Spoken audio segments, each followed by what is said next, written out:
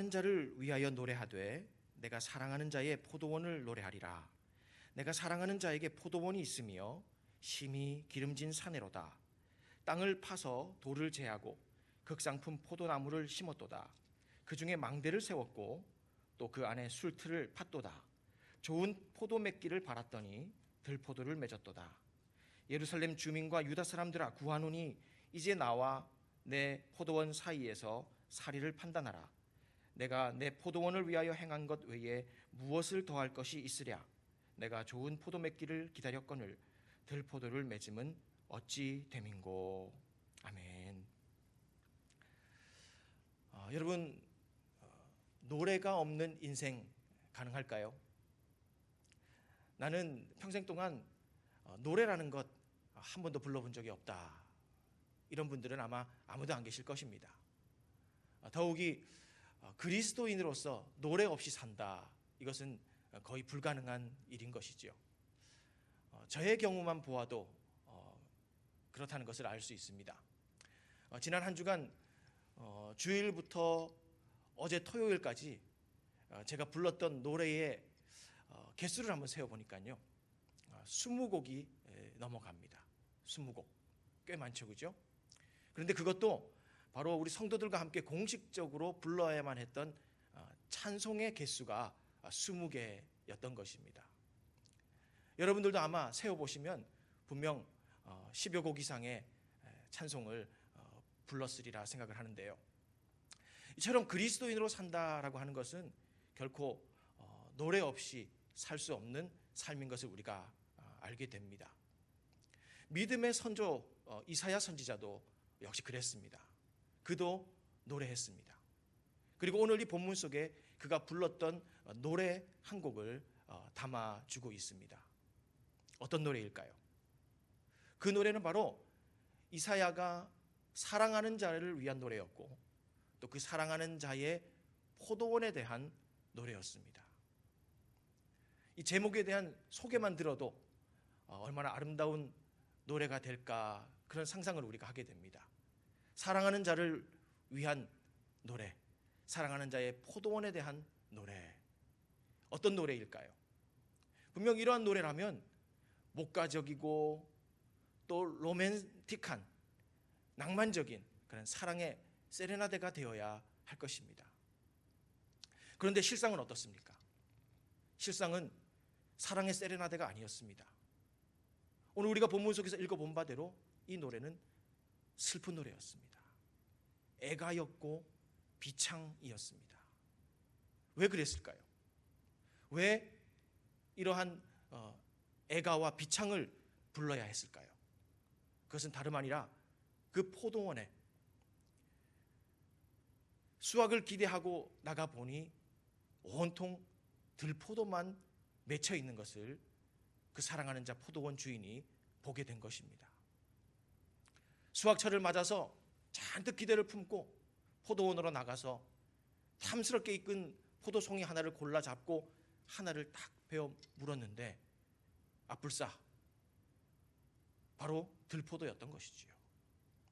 마치 껍질은 고무장갑을 씹는 것과 같고 또 그 안에서 터지는 과육은 마치 식초물처럼 입에서 터져납니다. 혹시 잘못 골랐나 싶어서 다른 포도송이를 또 골라 잡고 포도알을 또한 따서 베어 무니 역시 똑같은 들포도였던 것이죠. 들포도 천지였습니다. 왜 이런 결과가 생겨났을까요? 왜 포도원을 위한 노래는 이처럼 슬프디 슬픈 애가가 될 수밖에 없었을까요? 오늘 우리는 이 아침에 이사야의 사랑하는 자의 포도원에서 일어났던 일들에 대해서 함께 상고해 보기를 원합니다. 그리고 그 포도원은 과연 무엇인가? 그리고 이 포도원의 노래는 더 이상 비탄에 잠긴 애가가 아니라 차오르는 기쁨이 터져나는 찬가가 하기 위해서는 과연 어떠한 변화가 있어야 되겠는가? 함께 궁구해보고 또 적용해 볼 수 있기를 원합니다.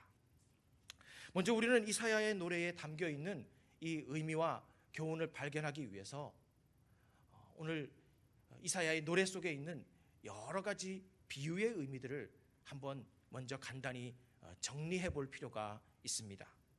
1, 2절을 다시 한번 보겠습니다. 여기에 많은 비유가 나오는데요. 1절을 보면 먼저 이사야가 사랑하는 자라고 부르는 대상이 나오는 것을 우리가 보게 됩니다. 사랑하는 자, 이 비유는 누구를 지칭할까요? 바로 포도원 주인에 빗대어 있는 하나님을 비유하는 것입니다. 실제로 이어지는 3절이나 4절을 우리가 나중에 보겠지만 우리 하나님께서 이사야의 노래를 듣다가 올라오는 격정을 가누지 못하고 아예 하늘 장막을 열고 스스로 얼굴을 내미십니다. 그리고 그 사랑하는 자가 하나님 당신이었음을 스스로 나타내시기도 하시지요. 그리고 또한 오늘 이 노래에 보면 포도원이 나옵니다. 포도원은 무엇입니까? 이어지는 7절의 내용에 보면은 이사야가 이 포도원의 정체가 무엇인지를 스스로 말해요. 포도원은 이스라엘 족속이요, 그렇게 말하고 있습니다. 포도원은 바로 하나님께서 심으신 그러한 이스라엘 백성들이다. 그런데 이 포도원에는 또 다른 의미가 있습니다. 다름 아니라 신약적인 의미예요.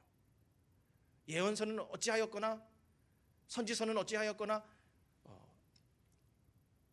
당시에 적용될 내용을 담고 있을 뿐만 아니라 또한 예수 그리스도를 통해서 이루어질 또한 미래의 일들을 예언하기도 하는 것을 우리가 알지 않습니까? 바로 포도원에도 그러한 예언의 의미가 담겨 있습니다. 이 포도원은 무엇인가 하면 바로 새 이스라엘, 곧 교회를 예표하는 단어다라는 것이죠. 그리고 또한 기름진 산이라는 비유가 나옵니다. 기름진 산이 무엇일까요? 기름진 산은 하나님께서 이스라엘로 하여금 정착하게 하시고 살게 하신 바로 그 가나안 땅을 의미하고요. 또한 그 기름진 산은 신약적인 의미로 넘어가 보면 바로 예수 그리스도를 통해서 이루신 구원의 환경, 구원의 지평을 의미하고 있습니다. 그리고 2절로 넘어가 보면요, 땅을 파고 돌을 제하였다라는 표현이 있어요.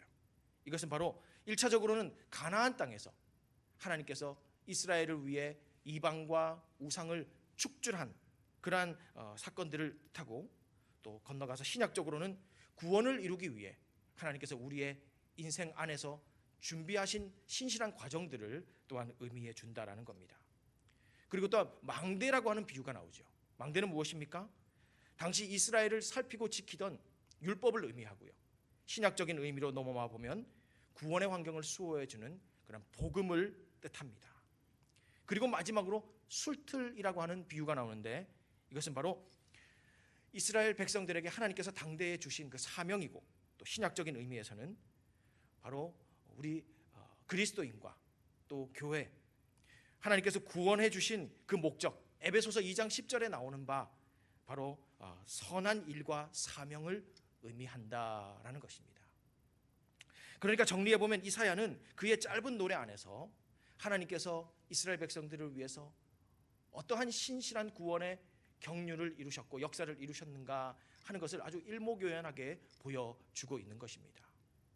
그리고 더 나아가서 예수 그리스도를 통해 이 땅에 온전히 임하게 될 그 구원의 섭리, 그 경륜의 전 과정을 예언해 주고 있다라는 것이지요. 결국 이사야의 노래는 오늘 우리로 하여금 하나님의 구원이 과연 어떠한가 하는 것을 입체적으로 들여다보게 하고, 그리고 또한 오늘 그 구원 안에서 구원을 만끽하는 삶은 어떻게 살 수 있는가 우리에게 가르쳐 주고 있다라는 것입니다. 그렇다면 이제 본격적으로 바로 이 노래 앞에서 오늘 우리가 감당해야 될 믿음의 반응은 과연 무엇이겠습니까? 이 말씀을 받는 우리들이 오늘 믿음으로 응답해야 될 내용은 무엇일까요? 사실 오늘 이 본문은요, 우리가 이 말씀 앞에서 어떻게 반응해야 하는지 직접 요구해 주고 있습니다. 3절을 한번 보도록 하지요.